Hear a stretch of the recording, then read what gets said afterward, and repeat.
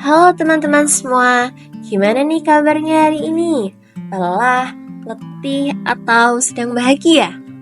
Oke, bagaimanapun keadaan atau kabar kalian hari ini atau kabar kalian sekarang, harapannya kalian bisa menghadapinya dengan enjoy dan penuh semangat di kemudian hari.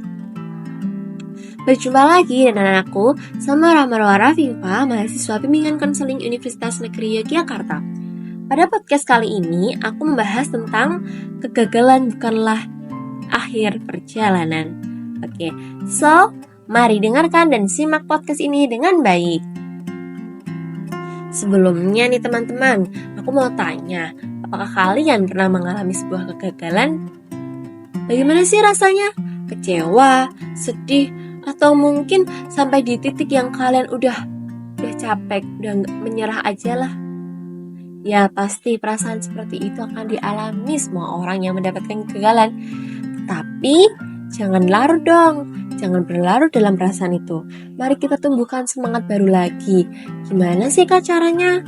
Oke, mari kita kupas satu-satu bagaimana cara mengatasi dan menumbuhkan semangat baru dalam menghadapi kegagalan. Oke, sebelumnya kegagalan dalam bahasa Indonesia berasal dari kata gagal. Menurut KBBI, kata gagal memiliki dua arti. Yang pertama yaitu tidak berhasil, dan yang kedua adalah tidak tercapai. Yang merupakan kondisi di mana ketidakmampuan kita dalam menuju tujuan yang sudah ditetapkan ataupun mewujudkan keinginannya. Penyebab kegagalan sendiri mungkin akan ada banyak faktor, tetapi yang mungkin sering dijumpai karena kurang maksimal dalam mengatur dan menata tujuan, usaha yang belum maksimal, tekad yang belum sepenuhnya kuat atau masih bimbang, dan juga bisa karena pengalaman masa lalu yang kurang baik, yang mungkin bisa membuatnya cemas dan selalu berpikir, apa aku bisa untuk kali ini? Nah, oke. Tetapi jangan khawatir teman-teman semua. Di sini aku punya cara nih untuk mengatasinya. Bagaimana sih kalau kita setelah gagal, apa sih yang harus kita lakukan untuk bisa bangkit lagi? Oke, semua orang pasti pernah ya mengalami kegagalan, entah sekali, dua kali, atau berkali-kali. Kegagalan sendiri menurut aku bukan suatu hal yang memalukan. Ya, kegagalan itu bukan suatu hal yang memalukan ya teman-teman. Kalian perlu tahu ini. Justru itu menjadi suatu pembelajaran dan pengalaman baru buat kita. Saat kita sudah berani mencoba, menurut aku itu udah sebuah usaha ya, udah sebuah usaha dan keberanian kita loh. Tapi hasil emang nggak ada yang tahu kan ya. Ya memang mungkin nanti perasaan sedih dan kecewa itu akan muncul, tetapi itu merupakan hal yang wajar. Tetapi jangan pernah kita turutin atau terus kita ikuti perasaan tersebut. Nah, oke, sini langsung masuk saja ke apa sih ya cara mengatasinya atau tips-tipsnya saat kita setelah mengalami kegagalan, apa langkah awal kita untuk bisa bangkit lagi. Yang pertama itu berdamai dengan diri sendiri. Oke, setelah mengalami kegagalan, kita harus bisa berdamai dengan diri sendiri. Jangan terlalu menyalahkan diri sendiri. Kita juga harus mengapresiasi diri kita atas usaha-usaha yang telah kita lakukan, usaha-usaha dalam proses yang kita sudah lakukan. Berdamai dengan diri sendiri akan membuat perasaan kita lebih tenang, yang kemudian dikit demi sedikit kita bisa menerima kegagalan itu dengan hati yang lapang.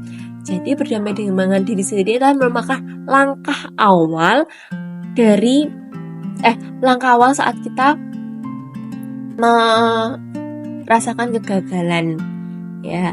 Jadi mungkin kata lainnya berdamai dengan diri sendiri ini juga bisa disebut dengan menerima atas semua yang sudah terjadi, ikhlas. Oke, yang kedua itu ada evaluasi diri atas kegagalan yang dialami. Saat keadaan kita sudah jauh lebih tenang dan baik, maka kita dapat mengevaluasi kesalahan kita pada kegagalan kemarin. Mungkin bisa kita evaluasi dari seberapa usaha dan tekad kita dalam mencapai tujuan, atau dari seberapa komitmen kita dalam mencapai tujuan. Dengan mengevaluasi diri kita akan tahu hal apa yang perlu kita perbaiki ke depannya. Nah, selanjutnya perbaiki kesalahan atau mencoba hal baru. Setelah mengevaluasi diri kita, serta mengetahui kesalahan atau mungkin hal apa yang kurang maksimal, kita dapat memperbaiki kesalahan tersebut. Kita juga dapat mencoba hal-hal baru yang dengan semangat yang baru juga, dan mengusahakan agar kesalahan-kesalahan di masa lalu tidak terulang lagi. Yang selanjutnya, fokus pada tujuan dengan menjadikan masa lalu sebagai pembelajaran. Oke, saat kita sudah mencoba hal baru dan memperbaiki kesalahan di masa lalu, maka kita harus fokus akan hal itu. Fokus dengan hal yang sedang kita jalani, fokus dengan hal yang kita ingin tuju. Jangan melihat ke belakang, tetapi lihatlah ke depan. Karena setidaknya yang belakang hanyalah pembelajaran, yang harapannya bisa diperbaiki saat ini, dan yang di depan bisa maksimal. Oke, yang selanjutnya, hilangkan pikiran negatif dan berpikirlah positif.